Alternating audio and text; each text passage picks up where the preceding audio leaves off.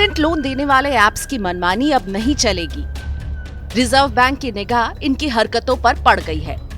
जानलेवा बन चुके इन ऐप्स पर आरबीआई सख्त है, यानी हैरेसमेंट से लेकर गुंडागर्दी और लोगों को सुसाइड के लिए मजबूर करने वाले इन ऐप्स की गर्दन दबोचने की तैयारी पूरी हो गई है।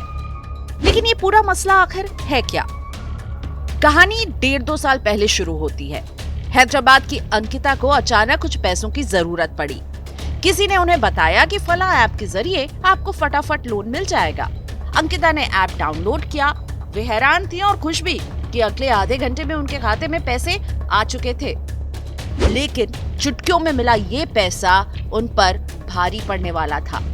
अगले चंद दिनों में अंकिता ने अपनी जिंदगी का सबसे बुरा वक्त देख लिया। उन्हें पैसे चुकाने के लिए लगातार धमकियां मिली, उनकी बेइज्जती की गई। उनके दोस्तों से लेकर दूर दराज के रिश्तेदारों तक को कॉल कर अंकिता की उधारी चुकाने के लिए कहा गया। बात इतनी ही नहीं थी, उनके लिए गए चंद हजार रुपए का मीटर रॉकेट की रफ्तार से बढ़ रहा था और कुछ दिनों में ही ये लाखों में चला गया था। अंकिता ने अपने पास रखा सोना बेचकर इस कर्ज को जैसे तैसे चुकाया। हालांकि कई वाकये ऐसे भी आए जिनमें लोगों ने इस हैरेसमेंट से तंग आकर सुसाइड कर लिया। ना कोई रेगुलेशन और ना ही कोई कायदा कानून। इन इंस्टेंट लोन देने वाले एप्स में कई चाइनीज भी हैं। कितना बड़ा है लोन एप्स का धंधा। भारतीय एंड्रॉइड यूजर्स के लिए 1100 लेंडिंग एप्स हैं, इनमें से 600 अवैध हैं। डिजिटल लेंडिंग एप्स का धंधा हजारों करोड़ रुपए का है। अब आंकड़ों में इसे समझिए। 2017 में डिजिटल लोन का आंकड़ा 11,000 करोड़ का था। 2020 में ये बढ़कर करीब 1.5 लाख करोड़ रुपए पर पहुंच गया। यानी बस 3 साल में ये बाजार 12 गुना फैल गया। ये रिजर्व बैंक का आंकड़ा है। इंक 24 का डेटा बताता है कि इस साल जनवरी से अगस्त के बीच लेंडिंग टेक कंपनियों को 80.6 करोड़ डॉलर की फंडिंग मिली है।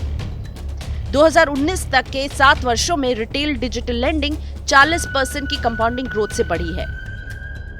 क्या है आरबीआई की मंशा? रिजर्व बैंक के पैनल ने कुछ सिफारिशें की हैं जो आम लोगों को इस ट्रैप से बचा सकती है।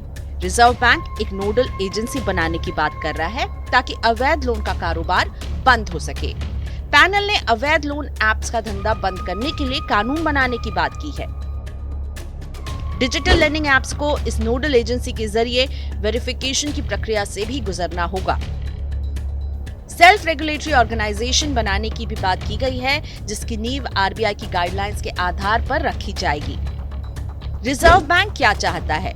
रिजर्व बैंक का मकसद साफ है, डिजिटल तरीके से अवैध लोन बांटने वाले ऐप्स और कंपनियों पर लगाम लगाना, यानी आम लोगों की सुरक्षा करना। हालांकि इसका एक और फायदा भी होगा। आरबीआई के इस धंधे को नियम कानून के दायरे में लाने से डिजिटल लेंडिंग बाजार को रफ्तार भी मिलने की उम्मीद है। डिजिटल लेंडर्स भी ऐसा कह रहे हैं। जिन लोगों की पहुंच औपचारिक बैंकिंग तक नहीं है, उन्हें भी इससे फायदा होगा।